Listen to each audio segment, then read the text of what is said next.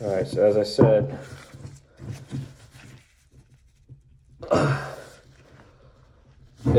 it's in there by suction. So you kind of gotta play with it a little bit, but it'll eventually come out. The more you mess with it, the more it comes out. Just try not to mess up the mating surface. You see kind of how I'm trying to be gentle with where I'm moving everything. There you go. See, there's that seal I was talking about. Do not damage that seal. You don't want to do that. You'll be in trouble if you do that. I just want to get it out. That's all we want to do.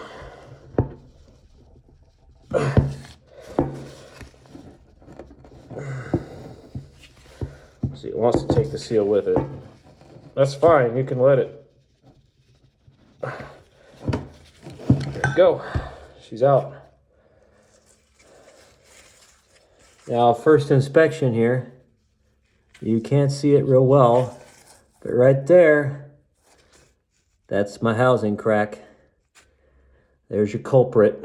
So, that sucks, but, you know, there's a better view of it. You can see it kind of growing on the inside, right laterally. Not good. Not good at all. Show you guys another view here. You can see it right there just perfectly. So anyway, that's what the inside of this housing looks like. And if you're wondering what that is, don't remove it. That cotter pin is playing a vital role. That's your check valve. You got to have this piece. So if you try to buy one of these and there's no check valve, somebody's trying to screw you over. So just FYI.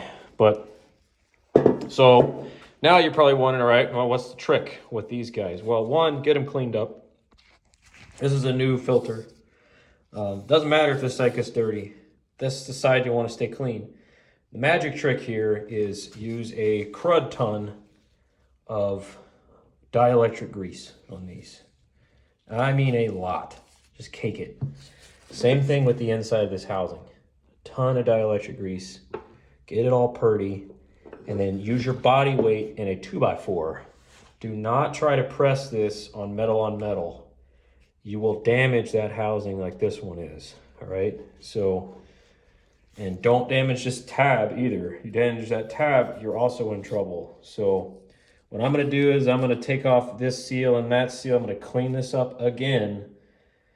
And then I'm going to, reinstall my new housing once I get my new housing clean. Unfortunately, my new housing is not nearly as good as this one. So I'm going to have to do some mating surface cleanup.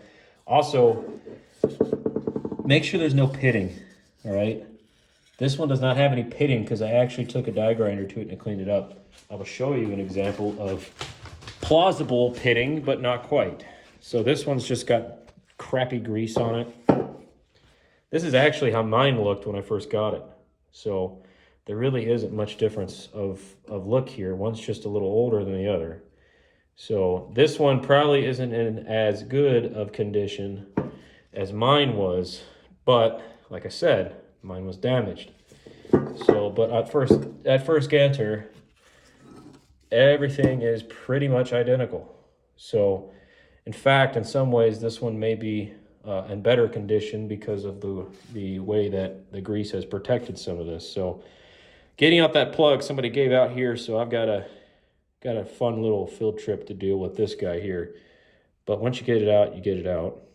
I will say these tend to be a pain in the neck. So I'm probably going to have to buy a vise and put these in a vise and try to get them out that way. But for now, this is the nature of the beast. So like I said, clean up this mating surface, get it all good, get all this grease out of here. Everything looks fine as far as this is concerned. There's no red flags here. Just got to clean up some grease, use some brake clean, get everything out of it, run water through it. Okay, you can run water through these. And then check all your bolts, check all the areas for any inspection of any cracks, and then seal it back up. Don't want to get all this done and then it's not done correctly, you know? So anyway, so I'm going to go through and I've got to fight this guy. I'm not going to show that process. You guys get the gist of it. Dielectric grease on this. Get a liberal amount on these seals. Liberal amount here. And a good amount here. And if you don't have this side connected like I do, same goes for this side. This side will fight you just as bad as this one. And you'll see people doing this with ratchet straps. I tried it the first time. Ratchet straps didn't work for me. I had to use a press. So I ended up, like I said, with a damaged housing out of all of it. So just be careful, be patient, do it right. Take your time, all right, guys? All right, so that's all for 7-3 Garage. Appreciate you watching. The install process is the exact of the other, so I can try to post that. Like, it is hard to get views of this, but you get the gist of it. It's really not difficult. It's just very time consuming, takes a lot of patience. And you know, these old 7.3s, they don't have as much give as they used to. So things are, well, they're just built different. So some people say that these aftermarket coolers are just not as good as the new ones. I don't agree with that. This is Mishimoto. This thing's solid, man. This is a great aftermarket one. So anyway, so I'm going to go off camera and do this other part, and then we'll catch you on the reinstall. Appreciate you watching.